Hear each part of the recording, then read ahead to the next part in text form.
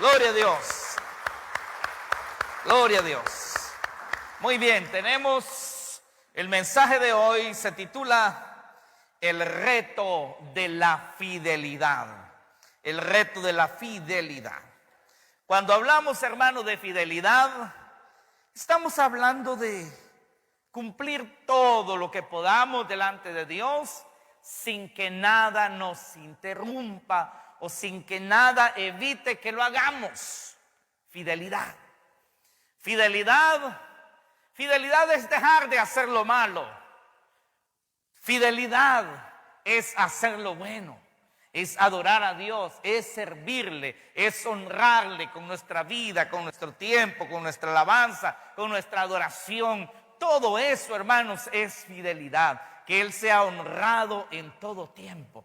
Que cuando vengan las dificultades, que cuando vengan las pruebas, que cuando vengan las tribulaciones, esas no nos van a detener en ningún momento. Un gran ejemplo de fidelidad en la Biblia es Job. Pero también otro gran ejemplo de fidelidad en la Biblia, hermanos, son los apóstoles. Los apóstoles y los que sucedieron a los apóstoles. Gran ejemplo de fidelidad. Esta gente, hermanos, fueron fieles hasta la muerte. Ofrendaron sus vidas. De los apóstoles, el único que murió de muerte natural fue Juan. Pero no sin antes que lo metieron en un gran barril, vamos a decir así, en una gran olla, mejor dicho, una olla de aceite hirviendo. Y como no se moría, el rey se perturbó y ordenó que lo sacaran y lo llevaran preso a la isla de Patmos, donde él murió, donde se cree que murió. Pero de allí vivió muchos años. Pero Dios no quiso que muriera cocinado en aceite. Dios hizo la obra en él, pero prácticamente el que él viviera fue un milagro, porque nadie sobrevive a eso. Así que técnicamente a todos los destinaron a la muerte. Pero ellos fueron fieles hasta la muerte. Así que el tema de hoy es el reto de la fidelidad. Es el reto que Dios le pidió a la iglesia que vamos a estudiar el día de hoy, la iglesia de Esmirna. Vamos ahí a Apocalipsis capítulo 2, versículo 8. Recuerdan que en un momento cuando empezamos a compartir estos temas a las 7 iglesias, les mencioné que Dios estaba interesado en que antes de poder hablar a las iglesias de los eventos futuros, quería que estuvieran preparados en su actitud, en su conducta, en su fidelidad. La iglesia que tocamos la vez anterior, hace 15 días, fue la iglesia a Éfeso. Y el llamado que se le hace a esa iglesia es volver al primer amor. Ese es el llamado que se le hace a esa iglesia, volver al primer amor. Pero el llamado que se le hace a la iglesia de Esmirna es mantenerse en la fidelidad a pesar de las tribulaciones. A cada iglesia el Señor se presenta de una manera muy particular, muy única. Cada una de ellas también el Señor les hace algunos señalamientos, pero se presenta de una manera muy especial para con cada una de ellas y tiene mucho que ver con lo que ellos son, la manera en que Jesús se presenta. Así que empezando pues en el versículo 8 del capítulo 2 de Apocalipsis. Lo tienen todos ahí, ¿verdad? Apocalipsis capítulo 2 verso 8. Dice: escribe al ángel de la iglesia en Esmirna, el primero y el postrero, el que estuvo muerto y vivió, dice esto: yo conozco tus obras y tu tribulación y tu pobreza, pero tú eres rico. Y también conoces la blasfemia de los que se dicen ser judíos y no lo son, sino sinagoga de Satanás. No temas en nada lo que vas a padecer. He aquí el diablo echará a algunos de vosotros en la cárcel, para que seáis probados, y tendréis tribulación por 10 días. Sé fiel hasta la muerte, y yo te daré la corona de la vida. El que tiene oído, oiga lo que el Espíritu dice a las iglesias. El que venciere no sufrirá daño de la segunda muerte. Muy bien, empezando entonces, tomando en cuenta, hermanos, el versículo 8, para hablar de este tema, el reto de la fidelidad. Empezamos con el versículo 8 que dice: y escribe al ángel de la iglesia en Esmirna, el primero y el postrero, el que estuvo muerto y vivió, dice esto. Esta es su presentación.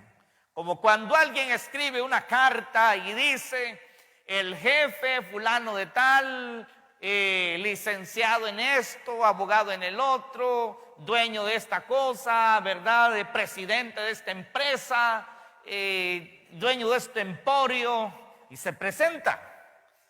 Les escribe en este momento, y claro, los que trabajan para él están allí a la expectativa de qué es lo que va a decir su jefe. Bueno, la carta de presentación de Jesucristo fue esta: el primero y el postrero, el primero y el último, el que estuvo muerto y vivió, dice esto. Esta es su presentación.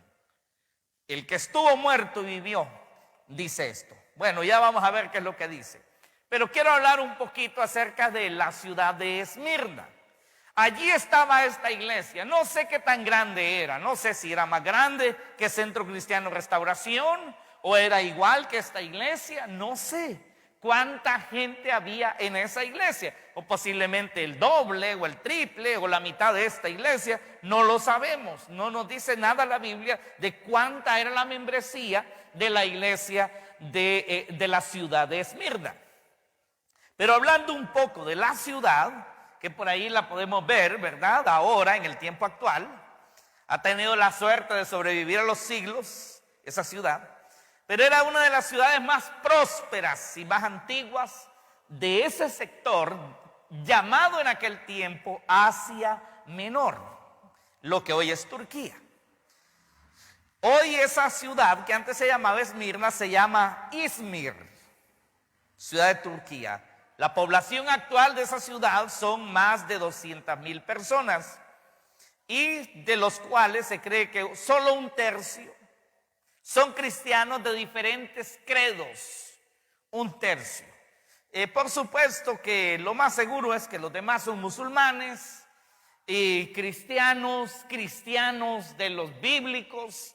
Pues había que reducirlos mucho de ese tercio seguramente. Porque el mundo está lleno de cristianos, pero cristianos de religiones prácticamente falsas. Pero cristianos bíblicos, hermanos, son pocos realmente. Muy bien, vamos a darle vuelta un poquito, aunque sí está bonita la panorámica de la ciudad, ¿verdad? Hermosa ciudad, la ciudad de Izmir o Esmirna en aquel tiempo. En el pasado, frecuentemente llamaron a esa ciudad el ornamento de Asia, o también le llamaban ciudad de vida. Así que esta ciudad era una ciudad bonita, una ciudad hermosa, pero como todos los lugares igual hoy, hermanos, había no una prioridad para Dios. Eso está pasando incluso el día de hoy. Las ciudades son bonitas, la gente viste bien, la gente es bonita, pero en su corazón están vacíos de Dios. Así era también esta ciudad. En esa ciudad, recuerden que cuando empezamos leyendo, en el versículo 8 dice: escribe al ángel de la iglesia en Esmirna. El ángel es el pastor, porque la palabra ángel en el Nuevo Testamento, en el griego, significa mensajero. Así que hablando del ángel de la iglesia en Esmirna, que no era una entidad espiritual, sino un ser humano, este hombre, según la historia extrabíblica, se llamaba Policarpo. Policarpo era un discípulo de Juan.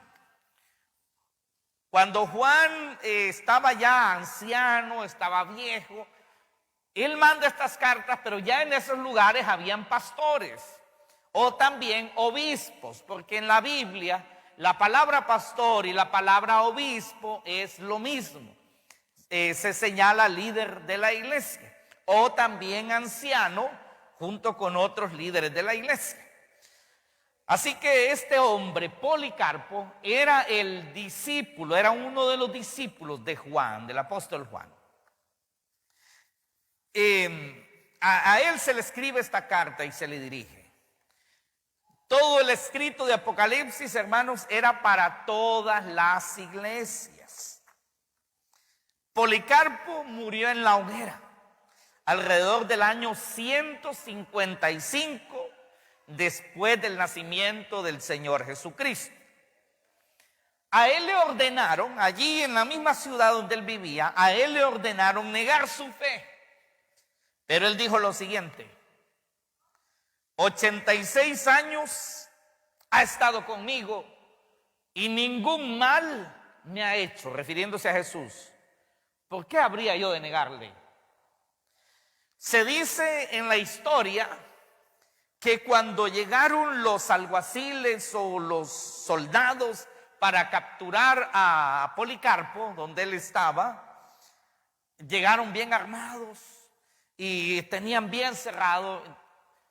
Y los hermanos ahí le dijeron: Policarpo, o pastor, o hermano Policarpo, no sé cómo lo dirían, lo buscan, puede huir, salga por aquí. Y él dijo: no voy a huir, no voy a huir. Él era un hombre ya de 86 años. No voy a huir, voy a salir. Salió, abrió la puerta y dijo él: ¿a quién buscan? A Policarpo. Yo soy Policarpo. Entonces se miraron unos a otros y se dijeron: por un anciano tan educado y tan noble, hemos venido con todo este contingente. Y el Policarpo les dijo: mire, ¿será que pueden esperar una hora para que me lleven? Y le ordenó a los demás que estaban allí que les sirvieran comida a los que habían llegado a capturarlo. Así que les dieron comida y mientras ellos comían, él estuvo orando una hora. Cuando él terminó de orar y ellos terminaron de almorzar o de desayunar, no sé, él les dijo: bueno, señores, es hora. Hagamos lo que ustedes vinieron a hacer. Así que lo llevaron. Y mientras iban en el camino, el mismo jefe, el mismo capitán le decía: retráctese. No quiero, no me gustaría verlo muriendo. Usted es una gran persona, usted es una buena persona. ¿Por qué habría de morir usted? Niegue a ese señor, niegue esa fe que tiene. Y él dijo: no puedo hacerlo. E insistieron con él, porque querían salvarlo de la muerte. Y los mismos que estaban a cargo de su ejecución no querían ejecutarlo. Pero él les dijo: no puedo negar a mi Señor. 86 años ha estado conmigo, ningún mal me ha hecho. ¿Por qué habría yo de negarle? Y él mismo se dispuso.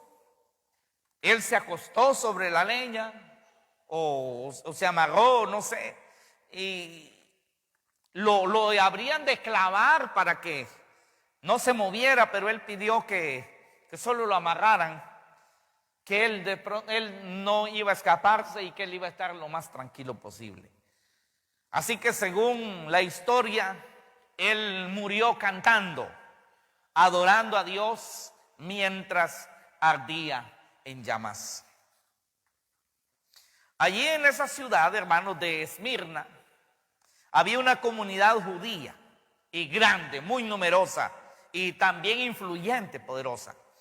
Esta comunidad judía, no cree usted que eran amigos de los cristianos. Hemos visto en el Nuevo Testamento que los judaizantes eran opuestos al cristianismo. Recuerde que los judíos se encargaron de matar a Jesús. Cuando resucitó, se encargaron de que se negara su resurrección. Y después de su ascenso al cielo y la predicación de los discípulos, ellos procuraron detener la expansión del evangelio. Así que los judaizantes, estos judíos, se mantuvieron cerrados en detener el evangelio por donde quiera que iba. Así que no era la excepción en la ciudad de Esmirna.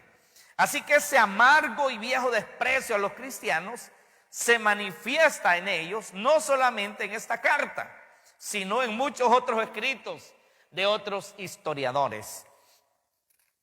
Y ellos participaron mucho seguramente también en la muerte de Policarpo. Esta iglesia, hermanos, perteneció al periodo de la persecución de la iglesia naciente bajo el poder de los romanos. Los cristianos de Esmirna padecieron a lo menos 10 grandes persecuciones a manos de esos emperadores que se los mostramos allí. El emperador Nerón, Domiciano, Máximo, Marco Aurelio, Séptimo Severino, Decio, Diocleciano, Valerio y Trajano. Estos 10 reyes malvados de Roma, 10 emperadores, hicieron sufrir a la iglesia de aquel tiempo. Y la iglesia de Esmirna sufrió de frente. ¿Por qué? Porque la ciudad de Esmirna estaba en una posición geográfica que era clave. Y también esto los ponía en riesgo cuando habían guerras o cuando habían este tipo de persecuciones de parte de los emperadores. Ellos eran, como decir, los que estaban enfrente. Eran los primeros que recibían el golpe malvado del imperio. Quiero que veamos algo en esta enseñanza, hermanos, en esta predicación. Lo primero que quiero que veamos es esa presentación del rey vencedor. Cuando Cristo se presenta a la iglesia en esta carta que se le envía al pastor y por ende a la iglesia, porque se le manda al pastor para que la comparta con la iglesia. No solo es para el pastor, porque recuerde que el pastor también es la iglesia. Amén, es parte de la iglesia. Y quiero que nos fijemos un poco en la presentación del rey vencedor. Cuando él dice el que estuvo muerto y vivió, se presenta como un vencedor. No es alguien derrotado el que le está hablando a la iglesia. No es alguien derrotado el que le está escribiendo un mensaje a la iglesia. Es el victorioso, es el vencedor. No es cualquiera. Y Jesucristo, el que ha vencido a la misma muerte, ha vencido al diablo, ha vencido al infierno, ha vencido a los demonios, ha vencido todo. Por lo tanto, la iglesia debía de poner su confianza en el vencedor. Porque si Él es victorioso, ellos también son victoriosos. Estas son unas palabras de ánimo. El Señor sabe lo que está pasando en la iglesia y también sabe lo que va a suceder en la iglesia. Así que una buena manera de presentarse es diciéndole: yo estuve muerto, a mí me mataron, a mí me asesinaron, pero aquí estoy vivo, vencí a la muerte, ustedes también la vencerán. Yo no sé si ustedes se alegran por eso, hermanos. Imagínense que ustedes son la iglesia de Esmirna y reciben ese gran mensaje. Nos están amenazando a matarnos, y es que es en serio que nos van a matar. Pero Él dice: yo ya morí y ahora estoy vivo. Ahora estoy vivo, así que no tengan miedo. La muerte está vencida. La muerte está vencida. Cuando Él dice eso, hermanos, estuve muerto y vivió, es una palabra esperanzadora para una iglesia que vivía en constante amenaza de muerte. La noticia, hermano, de la resurrección de Cristo y también de nuestra resurrección es la mejor noticia de un cristiano. Es lo mejor, es la mejor oferta de un cristiano. ¿Qué es lo que la gente más le tiene miedo? A la muerte. La gente no quiere hablar del tema de la muerte. Dígame, ¿cuántas veces usted habla de la muerte con alguien? Casi nunca se habla de la muerte, porque no se quiere tocar ese tema, que para algunos es, uy, mejor no hablemos de eso, la muerte. Pero la muerte es un tema que hay que tratarlo muy en serio, porque todos tenemos que morir.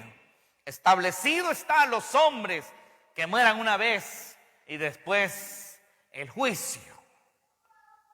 Está establecido. Vamos a 1 Corintios 15:3. Pero algo bien maravilloso para los cristianos es que los hijos de Dios resucitan, y no para juicio, sino para estar con Cristo para siempre. Porque Cristo fue enjuiciado por nosotros. Pero el hombre que muera sin Cristo tendrá que enfrentar el juicio. Un día tendrá que estar delante de Dios cara a cara. Y no para ver si será salvo, sino para recibir la condena. Eso lo dice Apocalipsis capítulo 20, al final, donde habla del juicio del gran trono blanco, donde los muertos se presentarán ante Dios, grandes y pequeños, todos, y para decirles que su nombre no está escrito en el libro de la vida, y se sacarán todos los libros, incluso la Biblia, para que se dé cuenta cuántas veces se le predicó, y el libro de las buenas obras y de las malas obras, y se le va a poner enfrente, delante, para que sepa la razón de su condena. Pero ¿sabe usted por qué la gente realmente será condenada? La gente no será condenada en primer lugar por sus pecados. Sí, claro que sus pecados lo llevan a la condenación, pero lo que lo lleva a la condenación al final es que tuvo la oportunidad de salvarse y no lo hizo, pues rechazó al Salvador. Hay que recibir esta oferta, porque usted y yo vamos a morir. Y hay que creer en esta oferta de la resurrección. No tiene otra opción. Dice 1 Corintios 15:3.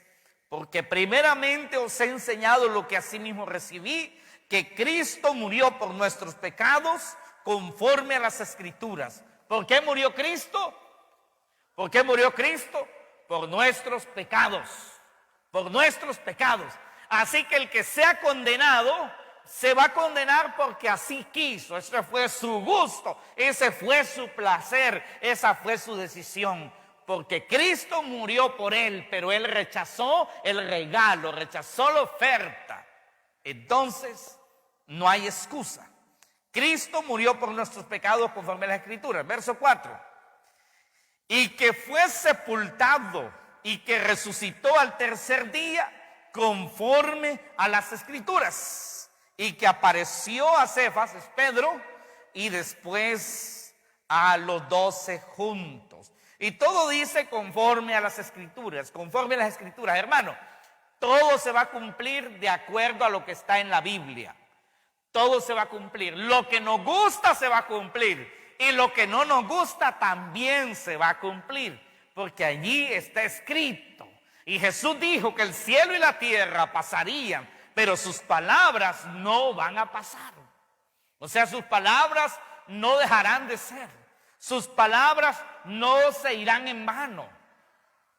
Todo conforme a su palabra. Él murió conforme a las Escrituras, porque así decía que él habría de morir crucificado, maltratado, escupido y despreciado. Así se cumplió. Pero también las Escrituras dicen que él habría de resucitar, y resucitó. Amén. Así la Biblia dice que usted va a morir, que yo voy a morir, pero también promete la resurrección para los que mueren en Cristo. Amén. Promete resurrección para los que mueren en Cristo, no para los que salen del purgatorio, porque el purgatorio es una mentira, eso no existe. No hay purgatorio, no hay donde ir a purgar los pecados después de morirse. No hay quien lo saque del Hades una vez que se llega allí. No hay manera. El rico que mencionó Jesús en Lucas capítulo 16 estaba en el Hades y no había nadie que lo sacara de allí.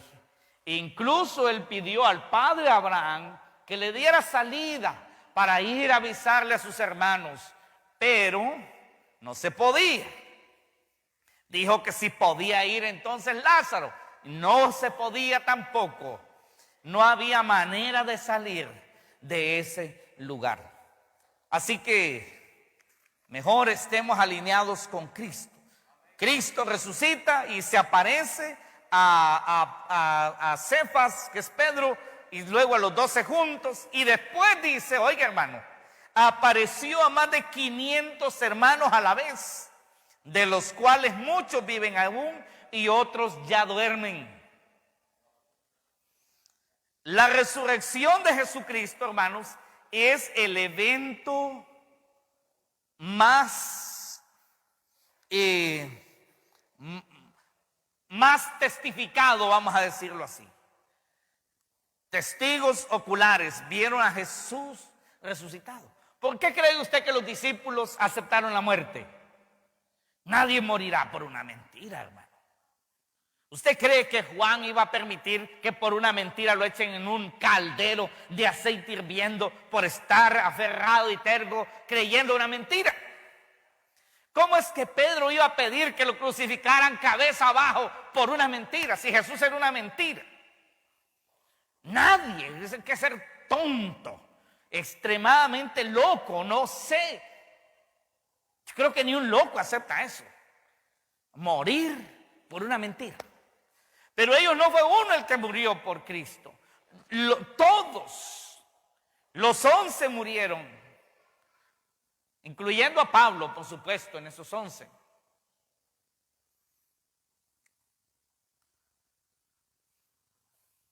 Les voy a pedir a las hermanas que están a cargo de la actividad que se queden en el mensaje, ¿verdad?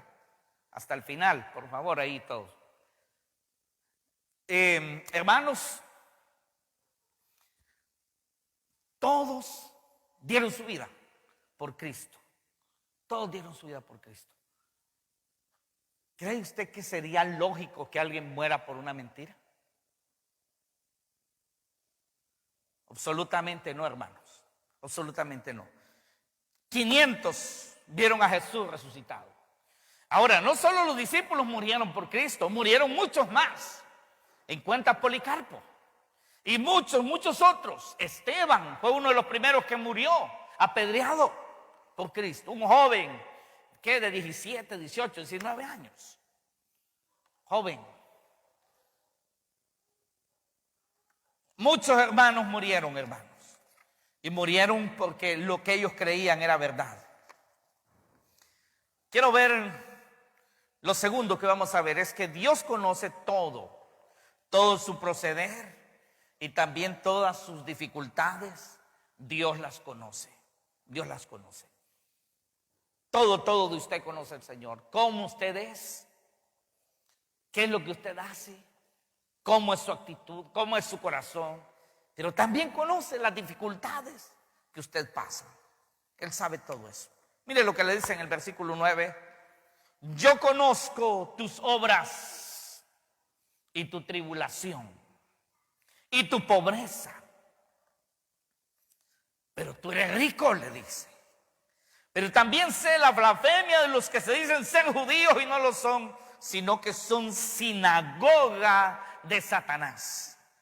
Estos hermanos estaban allí, como se dice, a dos puyas, a dos espadas. Por un lado tenían al imperio romano con sus lanzas y espadas afiladas.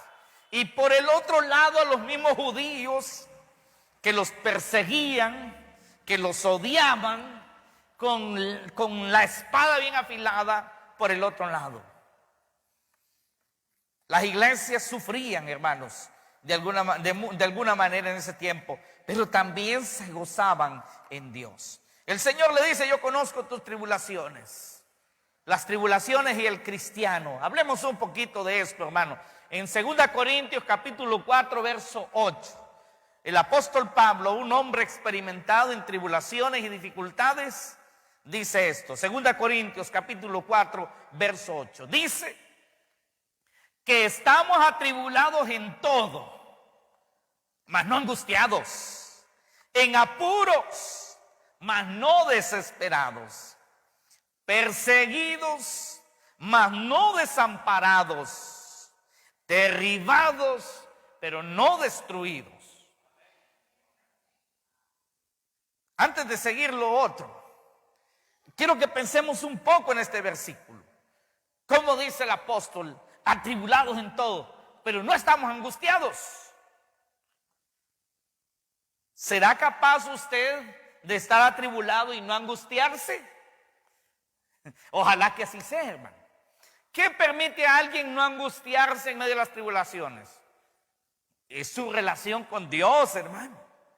La fe que tiene, la seguridad de un Salvador, la seguridad de alguien que está con él y que lo va a redimir, lo va a ayudar, porque no está solo. Atribulado en todo, dijo él, pero no angustiado. Estoy en apuro, sí, pero no desesperado. ¿Cuántos de nosotros no tienen apuros? Sí, uno de una forma, otro de otra, otro de otra. Pero esperamos que usted no esté desesperado, porque lo malo es la desesperación, que lo puede llegar a orillar a hacer locuras. Luego el 9 dice, perseguidos, mas no desamparados. Bueno, por eso es que Pablo no se desesperaba y por eso no se angustiaba, porque él no estaba desamparado. No estaba desamparado, no estaba solo. Jesús estaba con él, el Espíritu Santo estaba con él, el Padre estaba con él. No estaba desesperado, no estaba desamparado, no estaba angustiado. Y luego dice, derribados, pero no destruidos. Y ese positivismo lo tenemos que tener todos, hermano. No importa lo que estemos pasando, podemos estar por el suelo, pero no estamos destruidos. Amén. No estamos destruidos. Ningún cristiano debe considerarse destruido, sea cual sea la situación. Amén. Derribados, sí, en el suelo, pero no destruidos. No destruidos. En el Salmo 31:7, sé que a muchos les gustan los salmos por las promesas, pero nos debe gustar toda la Biblia, desde Génesis hasta Apocalipsis. Dice el salmista, me gozaré y me alegraré en tu misericordia, porque has visto mi aflicción, has conocido mi alma en las angustias, no me entregaste en mano del enemigo, pusiste mis pies en lugar espacioso. Jesús no solamente conocía las tribulaciones de esta iglesia, también conocía su corazón. ¿Y sabe cómo le llama el Señor? Le dice que son ricos espiritualmente. Materialmente el Señor reconoce que hay pobreza en ellos. Por eso en el versículo 9 le dice, yo conozco tus obras y tu tribulación y tu pobreza. Le dice, pero tú eres rico. Tú eres rico. Quizá la causa de la pobreza no es porque la ciudad era pobre, no, ya vimos que la ciudad le llamaban el ornamento de Asia, la ciudad viva. Así que ellos como ciudad allí había riqueza, había flujo de dinero. Era una ciudad que siempre fue favorecida por los emperadores, ellos como ciudad. Los que no eran favorecidos era la iglesia. Muchos creen que la razón de la pobreza es porque les habían negado muchos privilegios y muchos derechos, mejor dicho, muchos derechos a ellos. Algunos les habían quitado hasta las propiedades, no los dejaban trabajar. Ellos sufrían muchas situaciones de desprecio por ser cristianos. Y quizá a todo esto se debía la pobreza económica. No tenían gran solvencia, no tenían mucho dinero. Pero Jesús les dice, pero tú eres rico. Tú eres rico. Espiritualmente, en fe, eran ricos, ricos espirituales. Ojalá, hermanos, que así seamos nosotros. ricos espirituales, pero a mí me preocupa de que hayan muchos pobrecitos espiritualmente hablando. Muchos de los ricos de este mundo son pobres, la mayoría son pobres en cuanto al reino venidero. Algunos que son pobres por fuera en lo material, son muy ricos dentro de su corazón. Gloria a Dios por eso. No es que hay una ley que diga que el que es rico materialmente tiene que ser pobre espiritualmente. No. Tampoco hay una ley que diga que el que es rico, que el que es pobre materialmente es el que va a ser rico espiritualmente. No tiene nada que ver con eso. Hay pobres que son pobres por todos lados, hermano. Mire, pobres de dinero, pobres de fe, pobres de mente, arruinados por todos lados, pobrecitos por donde quiera que los agarre. En lo espiritual son una miseria, hermano. No se trata de eso. Pero en el caso de esta iglesia, ellos eran muy ricos en el espíritu a pesar de la pobreza material.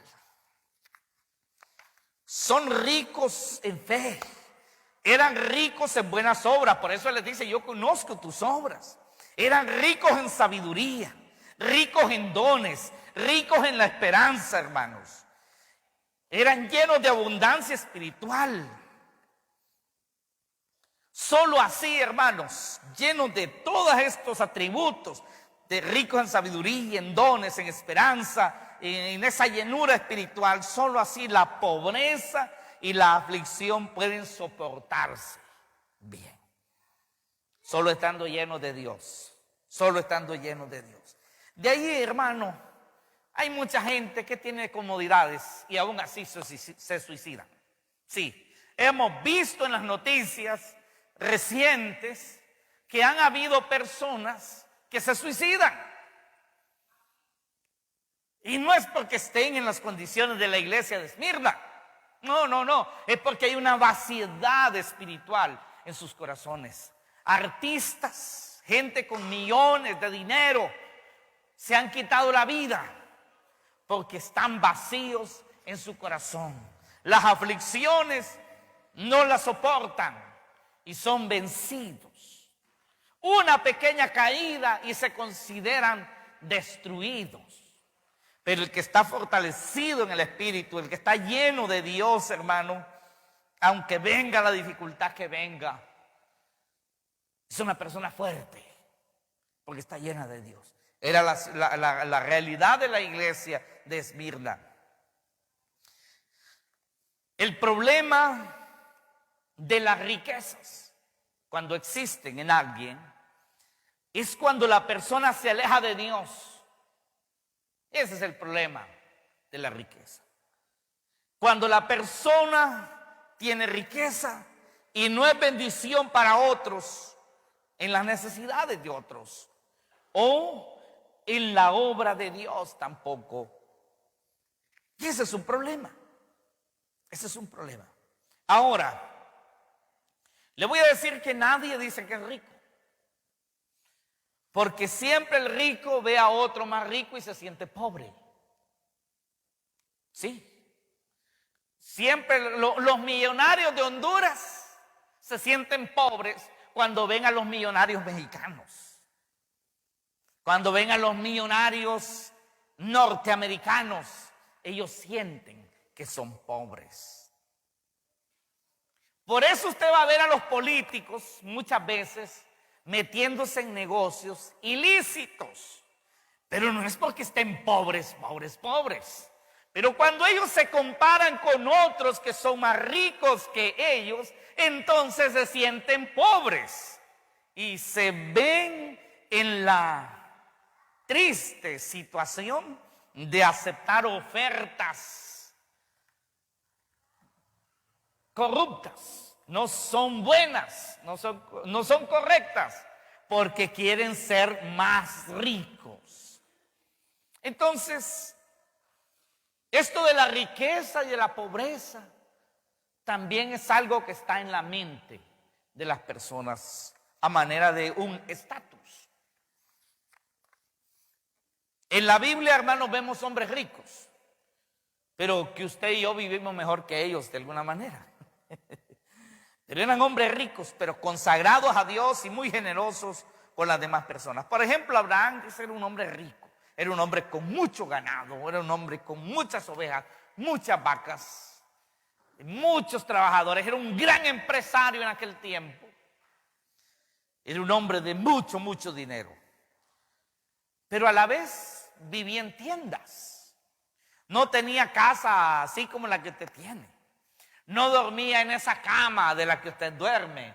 Ellos vivían en tiendas con palitos y de pronto allí cabullas y allí ponían sus cositas y sus telas. Y así era la vida de ellos. Era una vida sencillísima. Una vida muy sencilla. Eran muy ricos, pero vivían muy sencillo. Usted y yo vivimos hoy en más opulencia que ellos. Por supuesto, esos eran otros tiempos.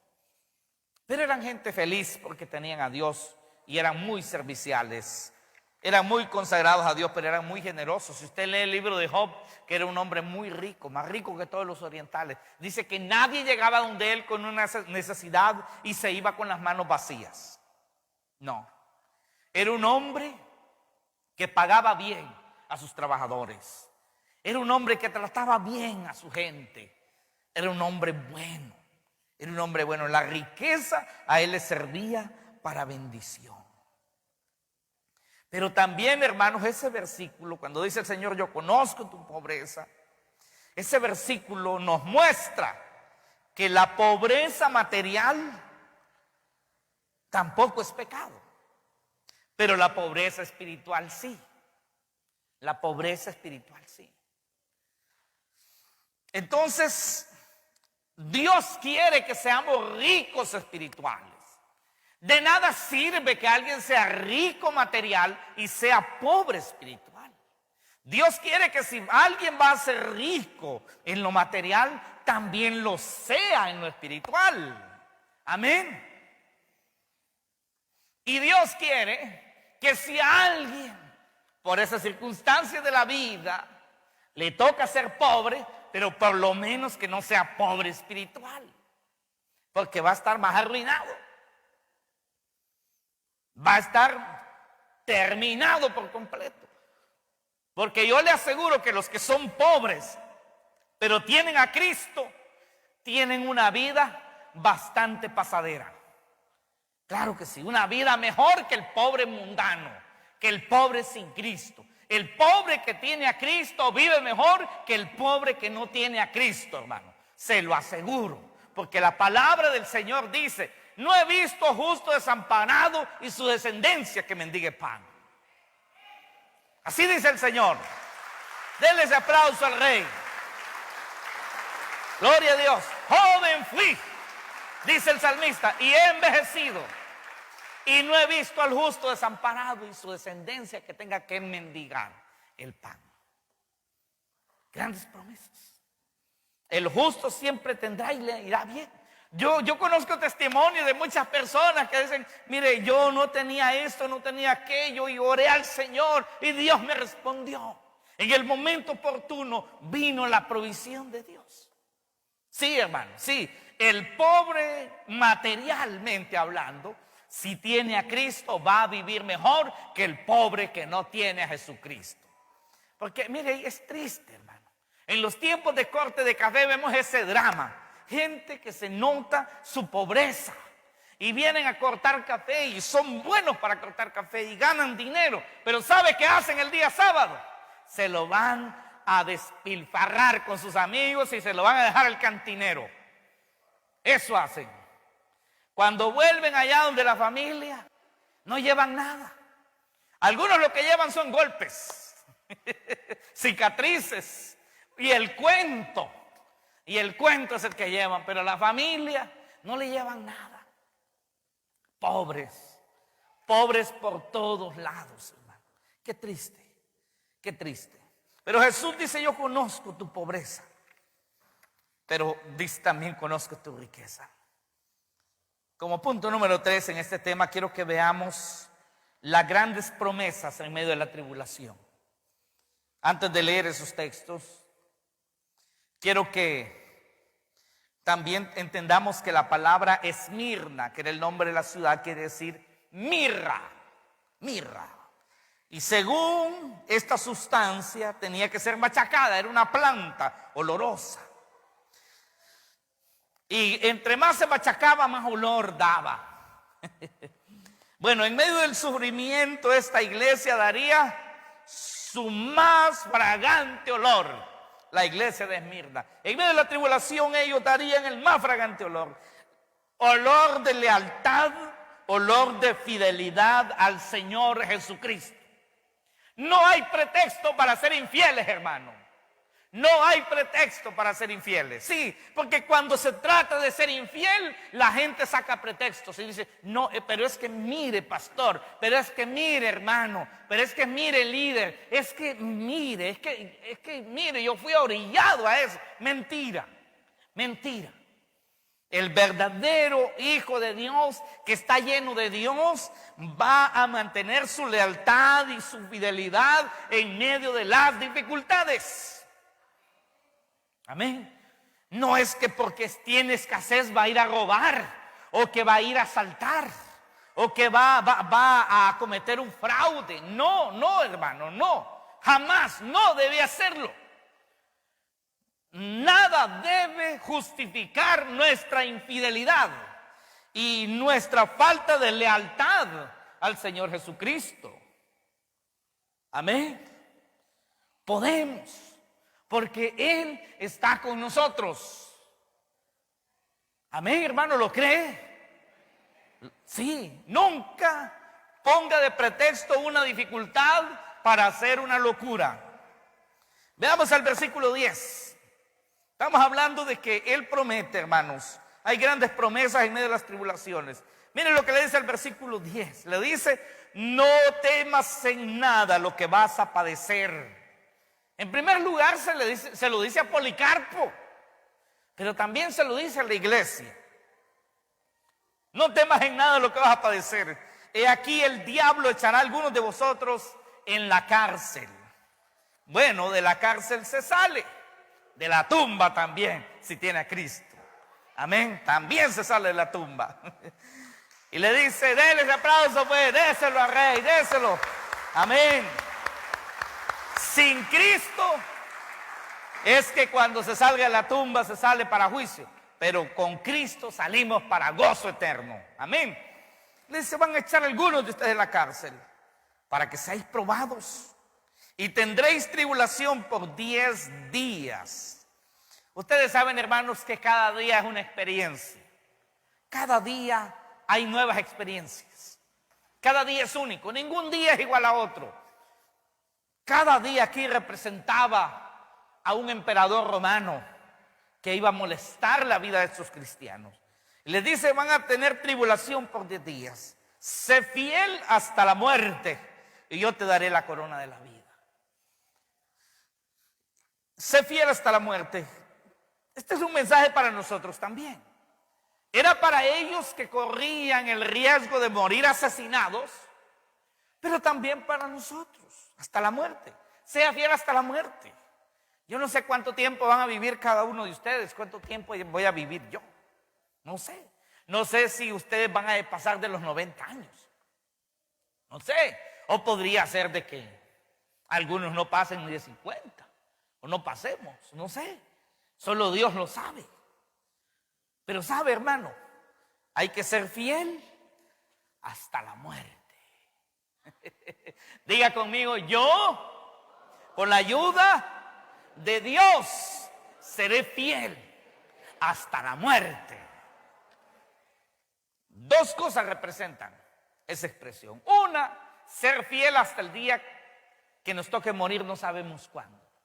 Pero la otra significa que vamos a ser fieles aunque estemos amenazados de muerte, que era el caso de la iglesia de Esmirna. Aunque tengas la amenaza de muerte, sé fiel. ¿Sabe qué está diciendo eso? El que es fiel aún con la amenaza de muerte es fiel en todo lo demás.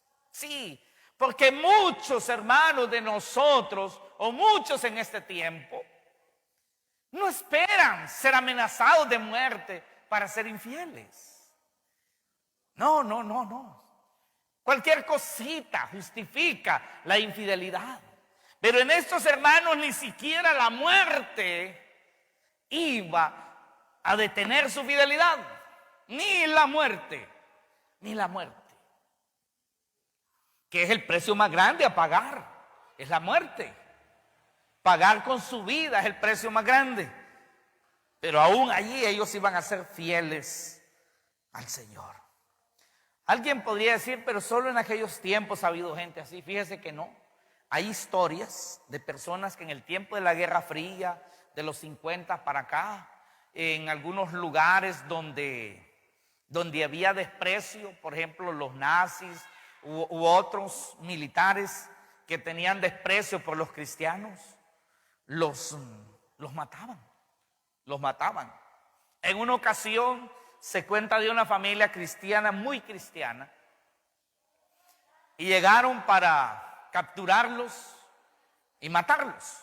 Bueno, que de hecho hoy eso se da en los países musulmanes, hermano. En Irak han matado muchos cristianos. Les han quitado sus propiedades. Algunos han tenido que huir para otros países, los que han logrado escapar. Pero han matado a muchos por ser cristianos en Irak. No digamos en Irán y en otros países, es mucho peor. Bueno, pero a esta familia llegaron unos militares ahí para matarlos. Y el hijo, uno de los hijos de la familia, corrió y se metió al bosque. Se escondió. Y los soldados andaban ahí, los militares, desesperados para encontrarlo. Entonces él le dijo al oficial, le dijo, no lo busquen, no lo busquen. Yo lo voy a llamar y él vendrá. Yo lo voy a llamar. Y le dijo, hijo, donde quiera que esté, salga y venga y muramos por Cristo con honor. Muramos por Cristo. El sufrimiento durará poco, pero el gozo durará eternamente. Así que venga, hijo, y muramos con honor. Y salió el muchacho del bosque y se fue a poner junto a sus padres para morir. Y los asesinaron. Son historias del tiempo reciente, así que no solo estamos hablando de los tiempos del primer siglo y del segundo siglo. Así que, hermanos, tenemos esta gran enseñanza, este gran reto. Sé fiel hasta la muerte, le dice el Señor, yo te voy a dar la corona de la vida. Los cristianos de Esmirna y otros lugares padecieron 10 días. Ya sabemos qué significa de esos 10 emperadores. Eso significa también un tiempo limitado, donde Dios pone un límite. Ellos padecieron a lo menos esos 10 años. 10 grandes persecuciones a manos de 10 emperadores, ya lo habíamos dicho. Pero hermanos, todo este sufrimiento da legitimidad de la verdad, lo que les decía en un momento. Una manera de los apóstoles de legitimar la verdad del cristianismo fue dando su vida. Así que nosotros hoy podemos estar seguros que el evangelio es verdad, que Cristo fue verdad, que la resurrección fue verdad, porque los apóstoles estuvieron dispuestos a morir por esa verdad. Amén. ¿Usted estaría dispuesto a morir por esa verdad hoy? Espero que por lo menos estemos empezando a estar dispuestos a morir al pecado. Y después, si nos toca morir físicamente por Cristo, también deberíamos de estar dispuestos. Debemos estar dispuestos. Mateo 5:11 dijo Jesús, bienaventurados sois cuando por mi causa os vituperen y os persigan y digan toda clase de mal contra vosotros mintiendo. Hay bienaventuranza, hay bendición, dijo el Señor, cuando por mi causa os vituperen y os persigan, o sea, los maltraten, cuando los persigan para hacerles mal, cuando digan mentiras contra ustedes, dice el Señor, son bienaventurados, hay bendición para su vida. Hermano, cuando usted no lo quieren por ser cristiano y lo maltratan y lo desprecian, dele la gloria a Dios, hermano. Diga, gracias Señor, porque eso me bendice. Así dijo el Señor. Eso no es de balde, no es por gusto. Por eso dice él en el 12, gozaos y alegraos, porque vuestro galardón es grande en los cielos. Porque así persiguieron a los profetas que fueron antes de vosotros. ¿Sabe, hermano, que hay un pago especial para el que muere martirizado por Cristo? Por eso Pablo decía, yo ya estoy para ser sacrificado. Ahora lo que me espera es la corona de la vida. Ese es un premio para los que mueren asesinados por Cristo. Hay un premio especial para ellos. No va a tener el mismo premio a alguien que murió de muerte natural ahí en su casa con el cuidado de la familia, que alguien que murió quemado en una hoguera, crucificado cabeza abajo o cortada la cabeza por la causa de Cristo. No, esos hermanos van a tener premios especiales. A eso es lo que se refiere el Señor cuando dice que Él va a dar recompensa según sus obras. Gloria a Dios. Ya estoy terminando, hermanos. Tengo unos datos aquí que no sé si esto se da cada año o cada mes, pero son efectos de la persecución cristiana del presente. No pude investigar un poco más ahí, pero se cree que 322 cristianos son asesinados por cuestión de la fe. Podría ser al año en este mundo actualmente. 214 iglesias y propiedades cristianas son destruidas.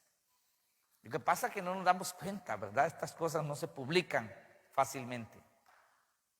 Hay 772 formas de violencia que son cometidas contra los cristianos. Ahí van hasta de asuntos legales de las autoridades, abusos de las autoridades. Hace poco en Canadá, estos países, hermanos, donde se cree que son civilizados y que se respetan los derechos y la libre expresión, no crea usted, no crea tanto en el caso del cristianismo.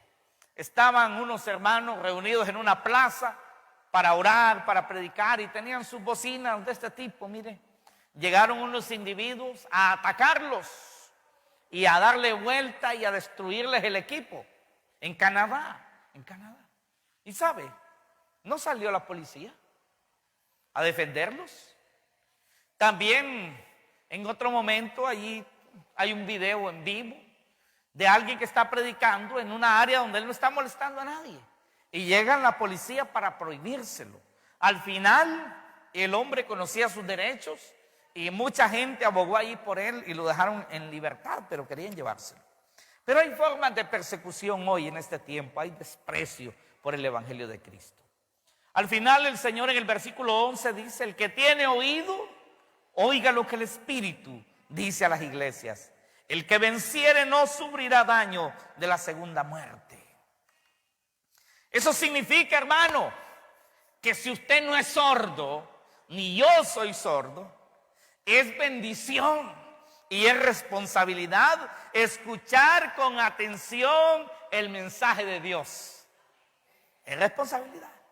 Dios no le va a demandar a un sordo porque no escuchó si es sordo. Me acuerdo cuando Jesús le sanó los ojos a un ciego. Y después cuando están acusando a Jesús y lo confrontan a Jesús, ellos le dicen a Jesús, ¿o es que acaso nosotros somos como ese ciego? Que ya no era ciego porque estaba sanado. ¿Y sabe qué les dijo Jesús? Les dijo, si fueran ciegos ustedes, no tendrían culpa de pecado.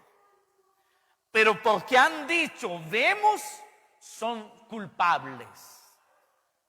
No significa que alguien que es ciego o sordo no es pecador. No, pero peca menos que otro que mira. ¿Verdad? Un ciego peca menos que uno que mira. Un sordo peca menos que alguien que oye.